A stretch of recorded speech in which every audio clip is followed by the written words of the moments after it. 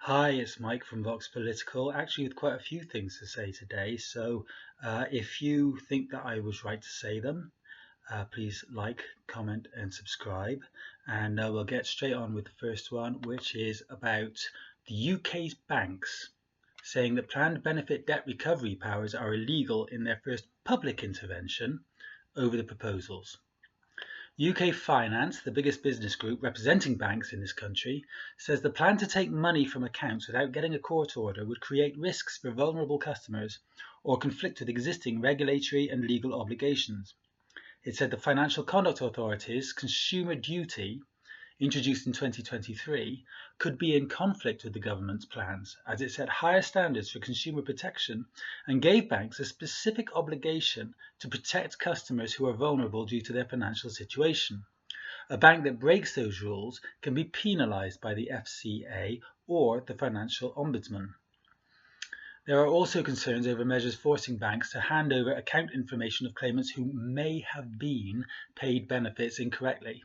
The account holder's name, date of birth and account number, although transaction information would be excluded. The department can currently only demand such financial information where it has reason to suspect fraud and only in individual cases, but argues that greater access to banking information in bulk will allow it to catch cases of potential fraud that would otherwise go undetected, saving around £500 million a year once the system is fully rolled out. Banks are said to have been quietly lobbying against the changes for more than a year, since they were first suggested by the former Conservative government. The Tories failed to get their plan passed before the general election last July, but Labour has taken it up. The banks have gone public with their concerns after the government revealed its intention to push them through on Wednesday, January 24th, 2025. Currently, the Department for Work and Pensions can recover debt from claimants by deducting amounts from benefit payments. And it can also deduct money from claimants who are employees through the PAYE system, pay as you earn.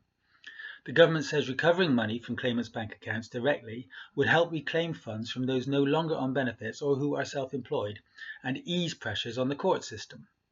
The DWP says the only accounts to be flagged at first would be those showing sustained activity abroad or holding more than £16,000, the usual savings limit for being able to claim universal credit. But it has not clarified what the exact threshold for handing over a claimant's details would be. The plan is to compel banks to transfer over benefits debt through direct deduction orders, and it contains what used to be called a double whammy, as banks would be able to charge the claimant a fee to cover their administration costs. The DWP would be obliged to consider 3 months' worth of bank statements from the claimant first, and consider whether a deduction would mean they would suffer hardship in meeting essential living expenses. Experience suggests that savings-hungry civil servants would simply nod all the deductions through without caring a jot about the well-being of claimants. The proposed legislation includes no measures to monitor claimants' well-being, to check whether their health, physical or mental, will be harmed by deductions of alleged overpayments. Failure to do so with previous changes to benefit eligibility has led to multiple deaths, which are likely to be numbered in the thousands or indeed hundreds of thousands. So, now the banks themselves are rebelling against the government's plan to intrude into the privacy of benefit claimants, who are paid so little that they probably have to scrabble simply to make ends meet. This so-called Labour government has let itself down yet again. And that's all I have to say on that, but there's more to come. So like, comment and subscribe even, and I will see you, or you will see me, in the next one. Thank you very much. Bye for now.